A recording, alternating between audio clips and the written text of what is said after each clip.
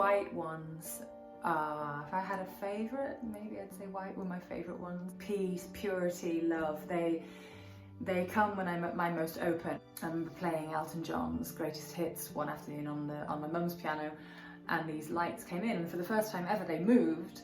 I'd only ever seen them pulsing still.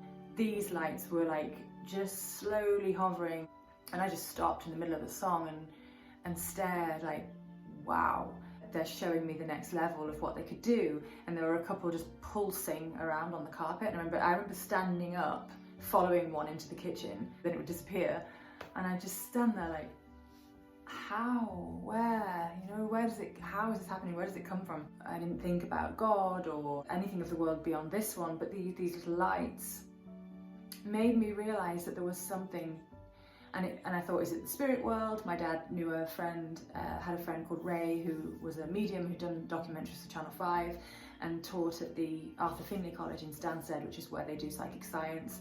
And he said, you know, perhaps she's opening up to this because the spirit world can, the light, the goodness can come to people who are sensitive. And when you say orbs, people think paranormal, supernatural danger, and it's actually not necessarily the case.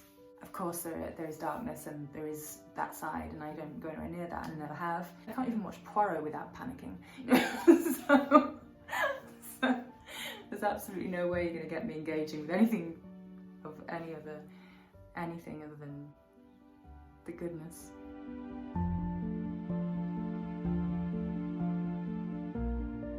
It's funny, when I was in the convent, because I was still seeing the orbs, and that always made me laugh, because you're in an environment where you would think that it's not accepted, or would it still be there? But of course it was there all the time. I remember being in Compline, and the orbs were just this white orbs just hovering around the choir, and I'm just thinking the energy is incredible in here, and that's so much of what I believe they actually are, the energy, and you know, it's like it's God's light.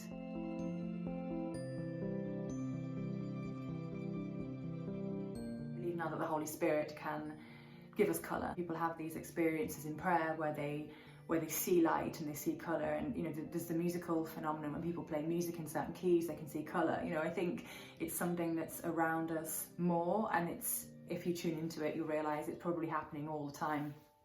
It's just you're more awake. Turquoise blue was probably the most striking one, and that was the first orb that I saw. Very, very tiny little circle of light, and they flash. Turquoise ones would always come when I was thinking a thought that I thought was right, so like the right thing to do in a situation. It would be turquoise, and I'd start thinking, okay, it must mean that what I'm thinking is right.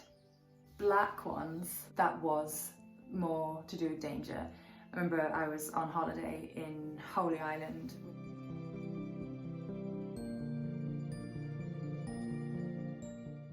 And I called my dad on the beach off my mobile phone, and after a while these big black orbs were pulsing, and I just said to my dad, I've got to go, and I hung up, and we still laugh about that today.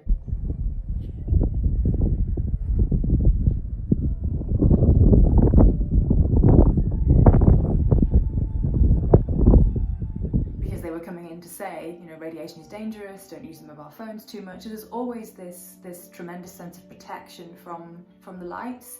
It was as if they had my best interests at heart. They wanted me to be safe.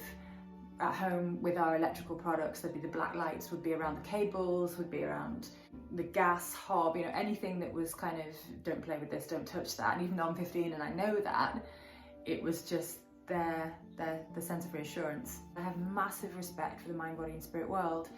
I think providing people are serving the light, that's what I consider the most important thing.